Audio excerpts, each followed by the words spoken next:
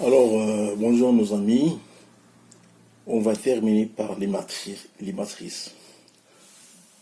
Hier, on est abouti, on a dit que si la matrice A, si la matrice A était régulière, on a un multipliant à gauche par A-1.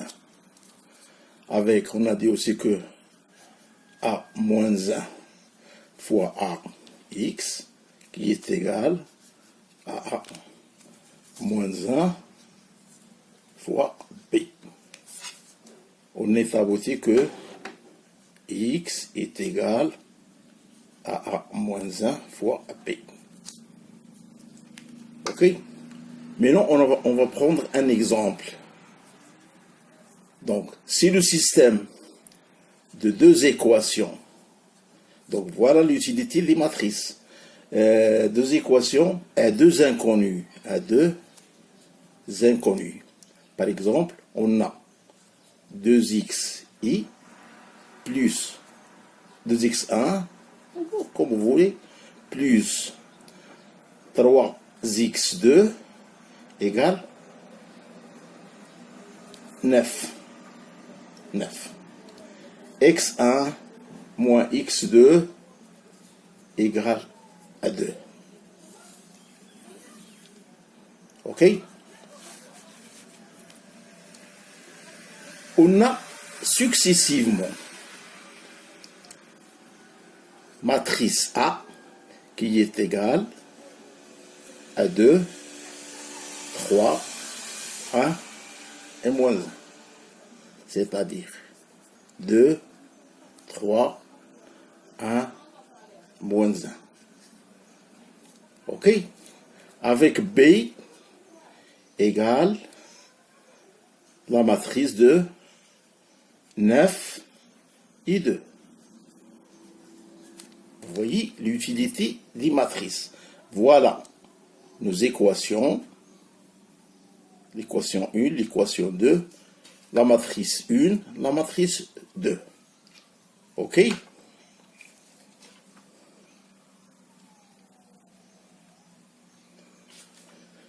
Donc, qu'est-ce qu'on voit ici?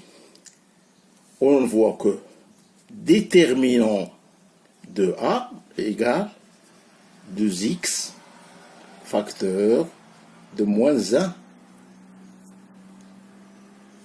moins 3. On a mis 2x, x1 en facteur. Donc, moins 3 qu'on multiplie 1, la somme est égale à moins 5. Alors, le déterminant, c'est-à-dire A moins 1, égale à 1 sur 5, facteur de la matrice. Moins 1, moins 3, moins 1 et 2. De cette équation-là. Avec x qui est égal à 1 cinquième que multiplie la matrice moins 1, moins 3 et moins 1, 2, des lignes qui est égal à moins 1 sur 5 que multiplie la matrice de moins 15, moins 5, qui est égal à 3 sur 1. Ce n'est qu'un calcul. On va passer maintenant à K.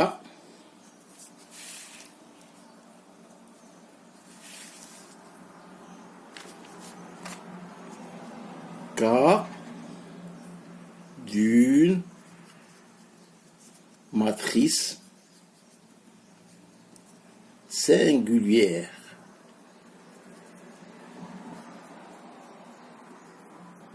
Voilà. Cela d'une part. D'autre part, j'ai dit tout à l'heure que lorsque la matrice est singulière, deux cas sont à envisager. Premier cas, système indéterminé. Système indéterminé. C'est-à-dire, il est possible d'exprimer P par l'équation en fonction des autres. Le système admet une infinité de solutions. Là, on peut retenir les vecteurs X qui a la plus faible norme. Ok? Donc, l'ensemble des solutions forme un sous-espace de dimension R égale nombre de lignes, c'est-à-dire N, avec P dans l'espace de dimension N, le nombre R est le rang de la matrice. Ok? Exemple. X1 plus X2, X1 plus X2 égale à 3.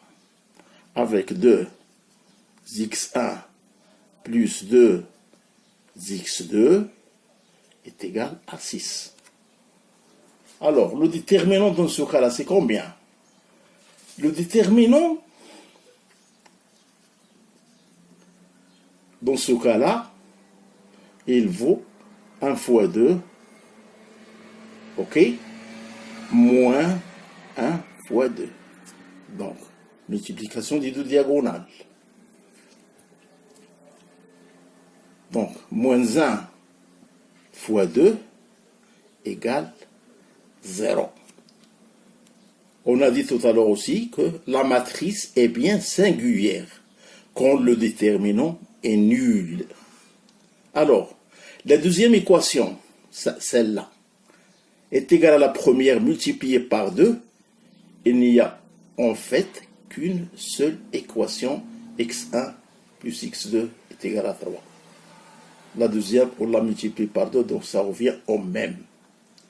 On passe au système impossible. Alors, si les équations ne peuvent pas être exprimées les unes, vous voyez bien, contre les autres, le système n'admet aucune solution, c'est-à-dire l'infini. On peut cependant calculer un vecteur x de ces deux équations-là, tel que la norme du vecteur ax moins p soit nominable, bien que non nul. Il n'est pas nul, mais nominable. Ce vecteur, dans ce cas-là, constitue la meilleure approximation de la solution au sens, si vous voulez, des moindres carrés, voire le cours précédent. Ok? Toujours, c'est le même exemple, si vous voulez, c'est le même exemple.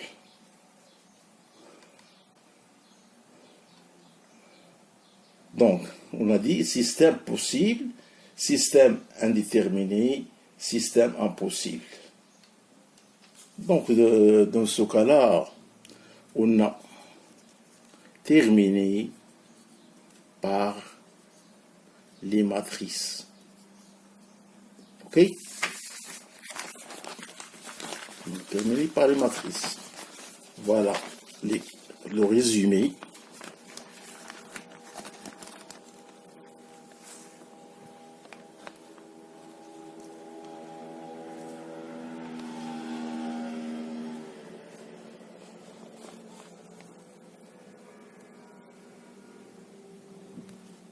Je souhaite que vous avez bien compris les calculs sur les matrices et à bientôt.